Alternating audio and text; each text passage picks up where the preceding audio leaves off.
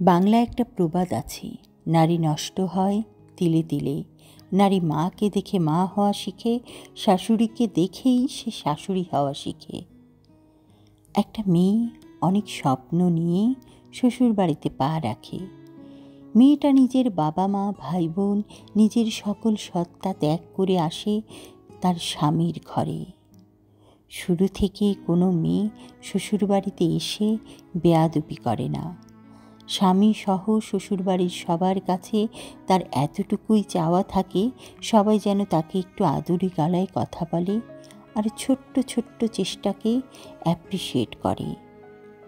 আর এই আশায় সে নিজেকে উজাড় করে, সকলের জন্য খাবার বানায়, ঘর সাজায়, উৎসব পার্বণে নিজের পরিবার ছেড়ে তাদের সাথেই সময় কাটায়। একটা সময় তাদেরকে বংশধর দিতে নিজের জীবনও বাজি রাখে। নিজের নিজস্ব পরিবার পরিবেশ ছেড়ে মেয়েটা একটা নতুন পরিবেশ নতুন পরিবারে আসে, খাপ খাইয়ে নিতে চেষ্টা করে। কিন্তু বেশিরভাগ ছেলের পরিবারই মেয়েটার এই চেষ্টাকে মূল্য দিতে জানে না। পরিবার শুরু থেকেই বাড়ির বউটাকে ডমিনেট করতে শুরু করে।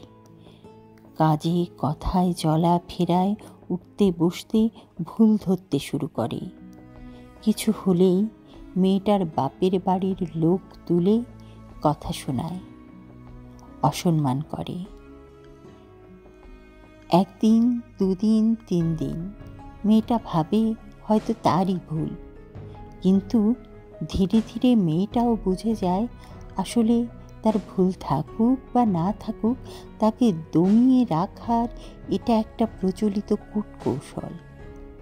একটা সময় এই কৌশল মেয়েটাও শিখে যায়।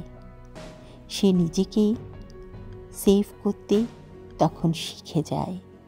সে তার সকল চেষ্টা শেষ করে দেয়, শুরু করে প্রতিদ্বন্দ্বিতা।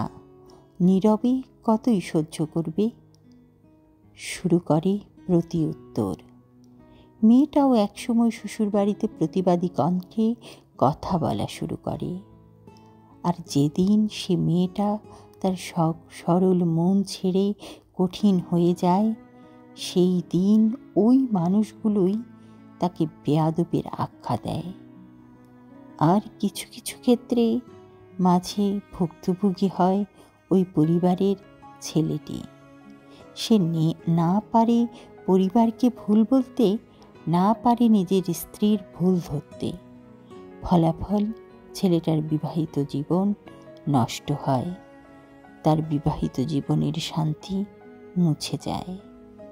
যাদের কঠোর আচরণে মেয়েটা এমন হয়ে উঠল, তারাই তখন বলে মেয়েটা আমাদের সাথে থাকতে চাচ্ছে না, আমাদের সাথে খারাপ আচরণ করে। অথচ চিত্রটা অন্যরকম হতে পারত। মেয়েটাকে একটু আদুরেভাবে সবাই মিলে বুঝিয়ে রাখলে সংসারের পরিবেশটা কতই না সুন্দর হতো। একটা মেয়ে তার সব ছেড়ে আপনাদের কাছে এসেছে, তার জন্য সবাই মিলে একটু স্যাক্রিফাইস করে তাকে মানিয়ে নিতে সাহায্য করলে সেও আপনাদের মনের মতো হয়ে উঠত। সব মেয়ে বা সব পরিবার এক নয়, তবে অধিকাংশ ক্ষেত্রেই আমাদের সমাজে এই একই চিত্রটি ধরা দেয়, যুগ যুগ ধরে ধরা দিয়ে আসছে আমাদের কাছে। তাই আমাদের নতুন প্রজন্মের চেষ্টা করা উচিত এই কূটকৌশলের হাত থেকে আমাদের নতুন প্রজন্মের মেয়েদেরকে বাঁচানো, তাদেরকে নতুন করে স্বপ্ন দেখানো। আসুন সবাই সবার হাত বাড়াই, তাহলেই জীবন হবে সুন্দর, শান্তিময়।